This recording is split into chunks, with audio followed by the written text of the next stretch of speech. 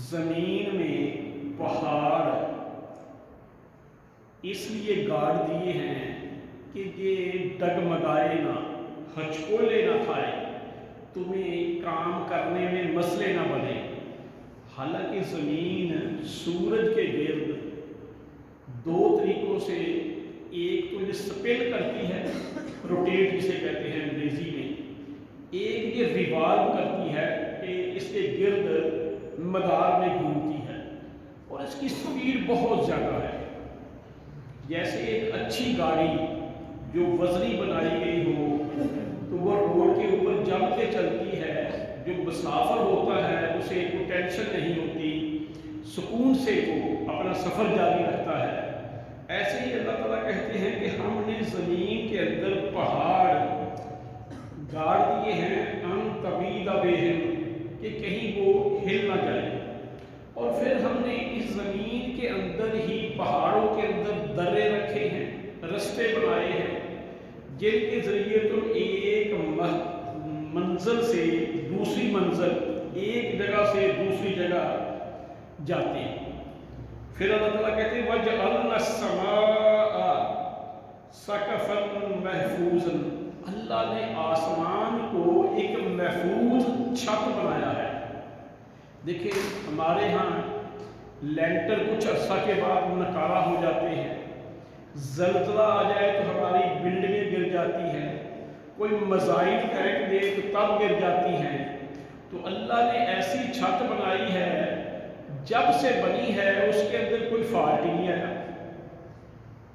اب ان پہ اگر غور کریں، اس سے اللہ کی شان، اللہ کی قدرت، اللہ کی طاقت، اللہ کے اختیارات اور اللہ کا یکتا ہونا بھی ثابت ہوتا ہے کہ یعنی یہ صفات کسی اور کے اندر ہے ہی نہیں۔ مثلا کوئی بندہ یہ دعویٰ نہیں کرتا کہ پہاڑ کسی نبی نے بنائے ہیں۔ مثلا عیسائی ہیں، وہ کہتے ہیں کہ عیسیٰ علیہ السلام نے پہاڑ بنائے ہیں۔ کوئی فرشتوں کو کہتا ہے کہ فرشتوں نے پہاڑ بنائے ہیں۔ یعنی اللہ کون ہے؟ جس نے زمین کے اندر کے پہاڑ گاڑ دیے، پھر ان کے اندر سے ندی نالے بہا دیے ہیں، پھر اس آسمان کو اتنی اعلیٰ، اتنی عرفہ، اتنی محفوظ چھت بنایا ہے کہ صدیوں سے قائم ہے اور ہمیشہ جب تک اللہ چاہے گا قائم رہے گا۔ اچھا آگے جو بات آتی ہے نا، هو الذی، اللہ ہے وہ ذات، خلق اللیل والنہار، جس نے دن اور رات بنائے ہیں۔ اگر کسی اور کے اختیار میں دن اور رات ہوتا، جیسے اس وقت امریکہ سپر پاور ہے، ٹیکنالوجی میں بہت آگے ہے، تو بیچارے اسرائیلیوں کو مارے جا رہا ہے، تو یہ ان کے اوپر دین نہ طلوع ہونے دیتے، ان کے اوپر ہمیشہ کے لیے رات ہی اپنی ٹیکنالوجی کی بنا پہ، جیسے کسی کے بینک اکاؤنٹ ہیک کر لیتے ہیں، جیسے سائبر حملہ کر دیتے ہیں، تو یہ نا دن اور رات پہ بھی معاذ اللہ سائبر حملہ کر کے اس طرح کی کوئی ٹیکنالوجی یوز کر کے ان پہ اندھیرائی لایا جائے۔ لیکن یہ دن اور رات کس نے بنائے ہیں؟ اللہ نے۔ وَالشَّمْسَ وَالْقَمَرَ كُلٌّ فِي فَلْكٍ يَسْبَحُونَ، پھر اللہ ہی نے سورج اور چاند اور یہ اپنے اپنے آربٹ میں، اپنے اپنے مدار میں یہ گھوم رہے ہیں۔ اچھا اس سے کئی باتیں ثابت ہوتی ہیں۔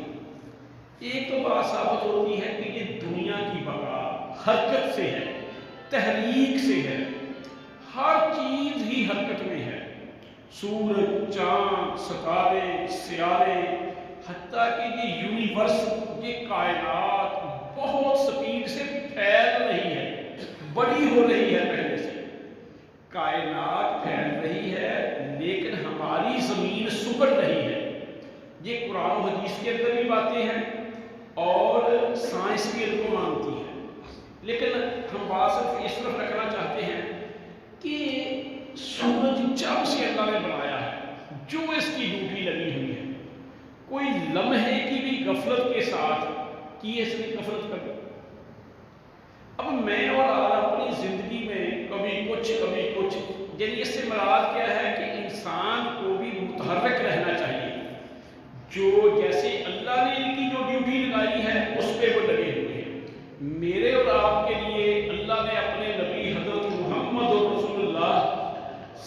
اللہ علیہ وسلم کے ذریعے جو ضابطۂ حیات، جو رول ماڈل، جو زندگی گزارنے کا طریقہ ہمیں سکھایا ہے نا، ہمیں اس میں ڈٹے رہنا چاہیے، پیدا ہونے سے لے کر مرنے تک۔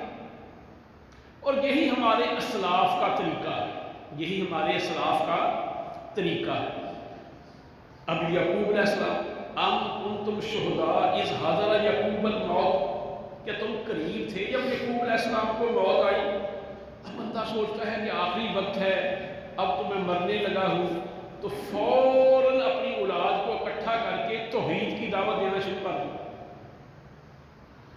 یعنی زندگی کا جو لمحہ بھی ملا اسے ضائع نہیں کیا۔ ایسے ہی محمد رسول اللہ صلی اللہ علیہ وسلم کا آخری وقت ہے، اونچی آواز سے بات نہیں کر سکتے، کیا کہہ رہے ہیں؟ الصلاۃ الصلاۃ، نماز نماز۔ پھر ساتھ ہی ما ملکت ایمانکم، جو تو ہماری غلام ہیں، جو تو ہماری لونڈیاں ہیں، یعنی جو تو ہمارا کمزور طبقہ ہے، ان کا خیال کریں۔ آج ہم ان کا احسان کرتے ہیں، وہ بیچارے ظلم کی چکی میں پس رہے ہیں۔ بہت سارے لوگوں کو دیکھا تو وہ ایک ہے مجبوری ہے، جیب میں پیسے ہیں، مزدور کی مزدوری نہیں دیتے۔ حالانکہ سنت کیا ہے؟ نبی مکرم صلی اللہ علیہ وسلم کا فرمان کیا ہے کہ اس کا پسینہ خشک ہونے سے پہلے اس کو مزدوری دو۔ چھٹی بات، یعنی زندگی جو ہے نا اس سے ہے۔ ہاں رہی بات کہ مجھے اور آپ کو جو زندگی ملی ہے اس میں ہم نے اللہ کے رسول صلی اللہ علیہ وسلم کو رول ماڈل بنانا ہے۔ اب مشرکین مکہ یہ انتظار کر رہے تھے کہ محمد صلی اللہ علیہ وسلم فوت ہو جائیں گے، اس دنیا سے چلے جائیں گے، جیسے وہ کہتے ہیں نا کہ وہ کہتے تھے کہ ان کی وجہ سے ہمارے مسئلے ہیں، یہی ساری تحریک کو کھڑا کیے ہوئے ہیں، یہی اس مشن کو لیے پھرتا ہے، تو جب یہ ختم ہو جائیں گے تو ہماری جان چھوٹ جائے گی۔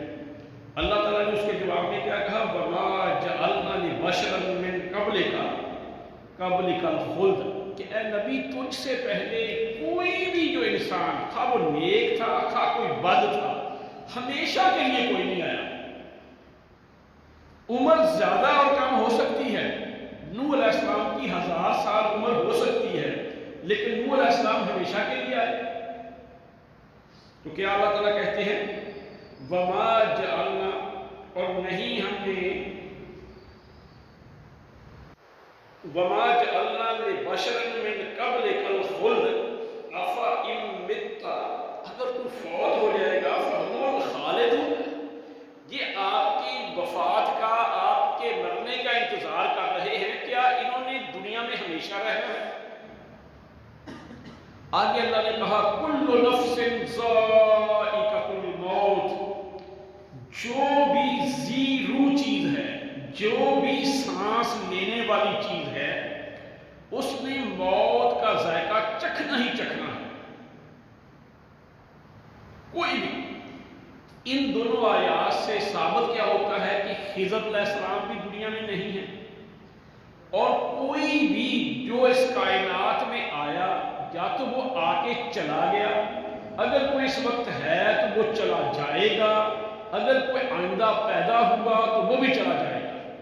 کل نفس ذائقۃ الموت، ہر متنفس چیز، ہر سانس لینے والی چیز نے موت کا ذائقہ چکھنا ہے، فرشتے ہوں، جن ہوں، انسان ہوں، حتیٰ کہ یہ پودے بھی سانس لیتے ہیں، تو انہوں نے بھی آپ کے سامنے، پودے آپ کے سامنے ختم ہوتے ہیں، خشک ہوتے ہیں، فصلیں تو آپ کے سامنے ہیں کہ 6 ماہ کے بعد ختم ہو جاتی ہیں، یعنی گندم ہے، چنا ہے، دیگر ہے، درخت کی طرح وہ لمبی ہوتی ہے۔ تو جو بھی جاندار چیز ہے اس نے مرنا ہی مرنا ہے۔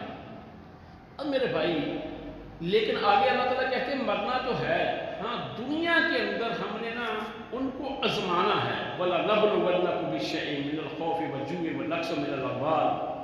اب دنیا کے اندر کبھی تو اللہ تعالیٰ خوشحالی دے کے آزماتے ہیں، کبھی تنگی دے کے آزماتے ہیں۔ اسی لیے آپ نے فرمایا کہ مومن جو ہے نا، مومن، اس کی بھی مثال عجیب ہے کہ وہ ہر حال میں ہی نفع میں ہوتا ہے، ہر حال میں ہی۔ ہمیں تو فلسطینی اس وقت نظر آ رہے ہیں کہ بیچارے بہت نقصان میں ہیں، اور بھئی جو شہید ہو رہا ہے، خون کا قطرہ زمین سے گرنے سے پہلے جنت مل گئی، تو دنیا کے جنجالوں سے اس نے کیا لینا ہے؟ اور موت جو ہے نا نیک بندے کے لیے بہت بڑا انعام ہے۔ اللہ کا دیدار اس دنیا میں پاسبل نہیں، ممکن نہیں، مرنے کے بعد اللہ کا دیدار ہوگا۔ حضرت جابر رضی اللہ عنہ کے والد شہید ہو گئے، فوت ہو گئے، تو حضرت جابر غم زدہ ہو گئے، تھوڑے سے جیسے بندہ بجھا بجھا سا ہوتا ہے۔ اللہ کے رسول صلی اللہ علیہ وسلم نے حضرت جابر کو بلایا، کہا کہ اے جابر، اللہ نے تیرے والد کو اس علاوہ کسی اور کے سامنے ان کے سامنے بات کی ہے، یعنی جابر علیہ السلام کے والد کے دنیا سے جانے کے بعد اللہ نے سامنے بات کی ہے، دنیا میں کسی سے بات نہیں کی۔ دنیا میں قرآن کہتا ہے کہ اس کو آنکھیں نہیں دیکھ سکتی۔ جب موسیٰ علیہ السلام نے کہا تھا کہ اللہ میں تجھے دیکھنا چاہتا ہوں، اللہ نے کہا کہ تم مجھے نہیں دیکھ سکتا، تو کوہ طور کے اوپر جب تجلی پڑی تو کوہ طور جو ہے نا وہ ریزہ ریزہ ہو گیا۔ یہ ہمارے ہاں آج کل بلکہ لیزر روشنی کیا ہم بناتے ہیں، ہمارا سبجیکٹ ہے، بلکہ میں آج کل پی ایچ ڈی کو جو سبجیکٹ پڑھا رہا ہوں، یعنی لیزر سے اتنا ہم نا لوہے کو کاٹ لیتے ہیں، لیزر سے، روشنی سے، لیزر سے ہیرے کو کاٹ لیتے ہیں۔ سب سے ہیرا لوہے سے سخت ہوتا ہے، شاید آپ کو نہ پتا ہو، ہیرے کی سٹرینتھ، طاقت، سختی لوہے سے زیادہ ہوتی ہے، اس کو کاٹنے کے لیے لیزر استعمال ہوتا ہے۔ لیزر لائٹ ہے، روشنی ہے، اس کو خاص طریقے سے آگے استعمال کرتے ہیں۔ تو اللہ نور السماوات والارض، اللہ تعالیٰ زمین و آسمان کو نور دینے والے ہیں، جس نے سورج کے اندر اتنی روشنی رکھی ہے کہ اس کی روشنی کے جو باہر ہمیں نظر آتی ہے 80,000 لکس ہوتی ہے دن کو، ہمارے بلب کی روشنی کمرے میں 200-250 لکس ہوتی ہے۔ تو بات یہ چل رہی تھی کہ اس کے بعد مومن کے لیے موت جو ہے یہ ترقی ہے، تنزل نہیں ہے۔ اب جو دنیا سے چلا گیا واپس کبھی نہیں آیا، اس کی اگلی ہی زندگی ہے۔ تو اس کے جواب میں جو کہتے تھے کہ محمد الرسول صلی اللہ علیہ وسلم نہیں رہیں گے، دیکھیں ایک ہے محمد الرسول صلی اللہ علیہ وسلم کے اوپر اتارا ہوا دین، وہ قیامت تک رہے گا۔ امام الانبیاء کی رسالت، نبوت قیامت تک کے لیے ہے۔ ایک ہے محمد الرسول صلی اللہ علیہ وسلم کی ذات، آپ کی ذات مکے میں پیدا ہوئے، مدینے میں اس دار فانی سے کوچ کر گئے۔ صحابہ کرام رضوان اللہ مجمعین نے انہیں خود اپنے ہاتھوں سے ان کی تدفین کی۔ حضرت فاطمہ رضی اللہ تعالیٰ نے حضرت بلال اور دیگر سے کہا کہ اے بلال، تم نے کیسے اپنے نبی کے جسم پہ مٹی ڈال دی؟ انہوں نے اپنے ہاتھوں سے ان کو قبر میں اتارا، یعنی فزیکلی، اور سارے منہ مانتے ہیں کہ محمد رسول اللہ کی عمر 63 سال تھی۔ اس دنیا کے اندر رہنے کا جو آپ کا پیریڈ تھا، ٹائم تھا، وہ 63 سال تھا۔ اس کے بعد ہاں برزخ کی زندگی، جو بے ایمان ہیں انہیں عذاب قبر ہو رہا ہے، ان کی قبروں میں سے کہ جہنم کی طرف سے کھڑکیاں کھول دی گئی ہیں، ان کی قبریں جو ہے جہنم کے گڑھے ہیں، اور جو نیک لوگ ہیں ان کی قبریں جو ہے نا حد نگاہ تک کھول دی گئی ہیں، جنت سے ان سے کے لیے کھڑکیاں کھول دی گئی ہیں، ان کی قبریں جنت کے باغیچے ہیں، دریچے ہیں۔ لیکن یہ جو برزخ کی زندگی ہے یہ اصل جنت نہیں ہے۔ اصل جنت کیا ہے؟ جنت کی طرف سے کھڑکیاں کھولی ہیں، جنت کی طرف سے کچھ نعمتیں انہیں مل گئی ہیں، لیکن اصل جنت میں کب جائیں گے؟ قیامت کے بعد۔ اور امام الانبیاء حضرت محمد رسول اللہ کے اشاروں پہ جنت کے دروازے کھلتے ہیں۔ سب سے پہلے آپ جنت میں جائیں گے، اور آپ صلی اللہ علیہ وسلم نے فرمایا کہ یہ فخر کی بات نہیں، صرف حقیقت بیان کر رہا ہوں۔ ایک ہوتی ہے حقیقت، ایک ہوتا ہے فخر۔ فخر سے نہیں میں کہہ رہا، میں اولاد آدم کا سردار ہوں، اولاد آدم کا سردار ہوں۔ قیامت کے دن اللہ کی حمد کا جھنڈا میرے ہاتھ میں ہوگا۔ آدم علیہ السلام سے لے کر مجھ تک یعنی عیسیٰ علیہ السلام تک سارے نبی آپ نے فرمایا میرے جھنڈے تلے ہوں گے۔ یعنی یہ آپ کی شان ہے، سب سے پہلے آپ جنت میں جائیں گے، یہ آپ کا مقام ہے۔ لیکن اگر اس وقت جھنڈا ہاتھ میں ہے سب سے پہلے جائیں گے، ہاں یہ ہمیں مانتے ہیں کہ آپ کی جو زندگی ہے وہ برزخ کی زندگی ہے۔ برزخ کا معنی پردہ ہے۔ قرآن و حدیث کے اندر جو ہمیں بتایا گیا ہم نے مان لیا، جو نہیں بتایا ہم اس کے بارے میں اپنی عقل کے گھوڑے نہیں دوڑاتے، کیونکہ ہماری عقل کو خطا ہو سکتی ہے، ہمیں غلطی لگ سکتی ہے۔ دین اسے نہیں کہتے جس میں غلطی ہو، دین غلطی والی چیز کو نہیں کہتے۔ اسی لیے دین کی بنیاد ایسے علم پہ ہے جو الٹیمیٹ ہے، جو ابدی ہے، جو حقیقی ہے، جس کے اندر جھول نہیں، جس کے اندر ایرر نہیں، جس کے اندر کسی قسم کا ڈیفیکٹ نقص نہیں، جو فار ایور ہے۔ علماء کی باتیں، فقہا کی باتیں، افراد کی باتیں، ان میں جھول ہو سکتا ہے۔ انبیاء کے علاوہ جیسے ہمارے ملک میں ابھی ڈاکٹر ذاکر نائک صاحب آئے تھے تو ہمارے ملک میں ایک طوفان مچ گیا۔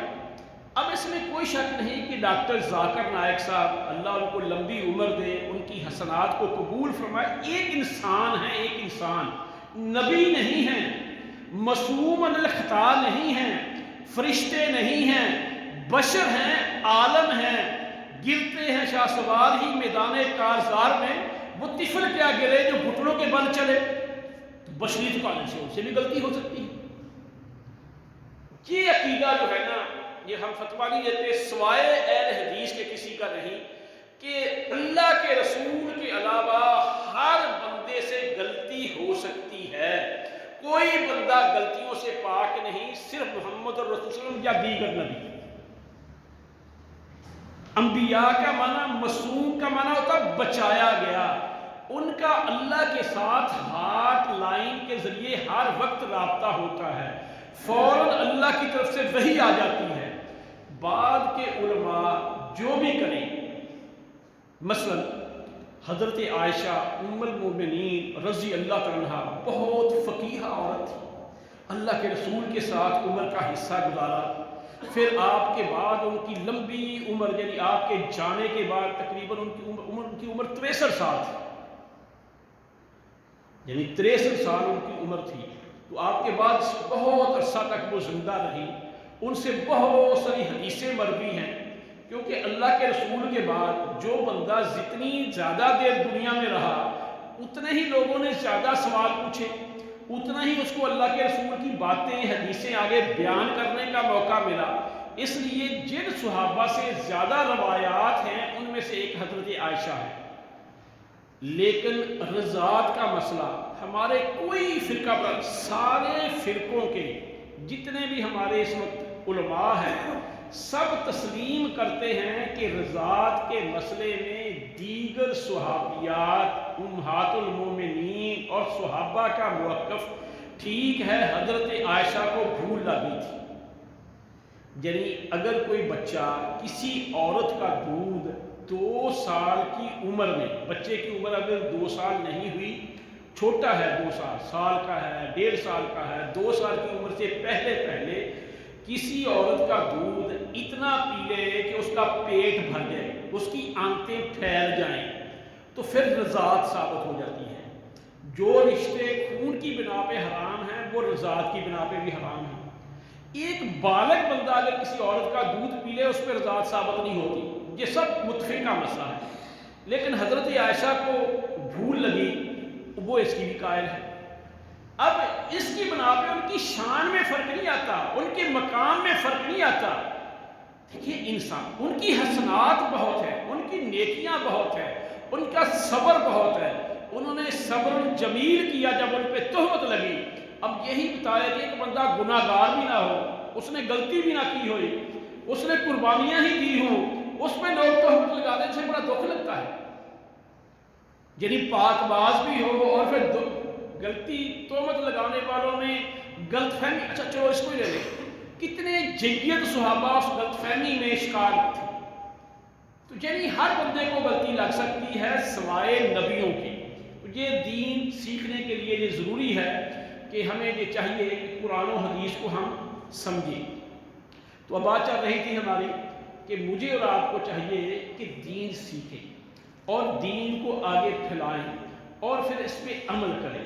اور رہی بات کہ یہ سستی، یہ کاہلی، اس سے نہ اگر آپ دعائیں، بہتر تو یہ تھا کہ صبح و شام کے مسنون اذکار جو ہے نا، یہ دائیں بائیں جہاں پہ ہم کہیں پہ ہوں، تاکہ کچھ جب جس چیز پہ نا اکثر نگاہ پڑتی ہے نا وہ بندے کو نا یاد ہو جاتی ہے.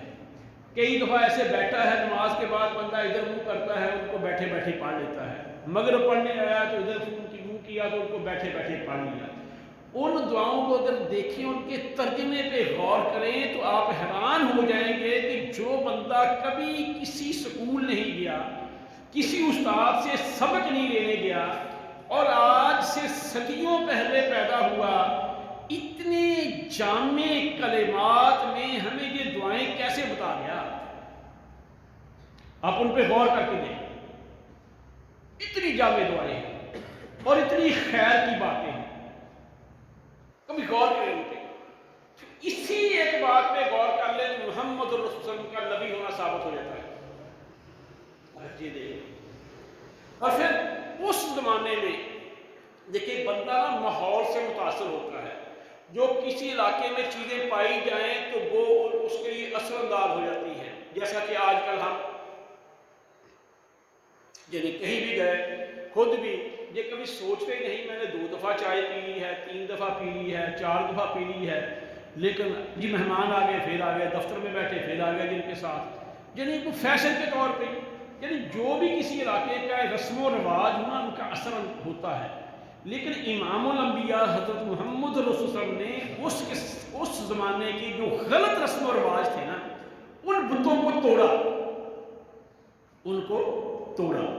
اور بلکہ اگر کسی کو قائم بھی رکھا تو اس کے اندر اتنا امپرومنٹ یا ایسے اصول وضع کیے کہ آئندہ لوگوں کے لیے اس کو رکھنا ہی مشکل ہو جائے. مثلا غلام، آپ نے فرمایا غلاموں کو جو خود کھاؤ انہیں بھی کھلاؤ، جو خود پہنو انہیں بھی پہناؤ، جو کام تم خود نہیں کر سکتے انہیں بھی نہ کہو. رکھو کیا 17 والے غلام رکھ لیں گے؟ نوکر اور چیز ہے، مزدور اور چیز ہے. یہی کہتے ہیں دیکھو اسلام میں نا جی بندوں کو خرید کے رکھنا، بندوں کو غلام بنانا، یہ تو انسانیت کی توہین ہے. اور بھائی ایک بندہ وہ خود مل چلا ہی نہیں سکتا، وہ خود جو ہے نا اتنا اونچا کاروبار کر ہی نہیں سکتا، اگر کرے بھی خود بھی اپنا.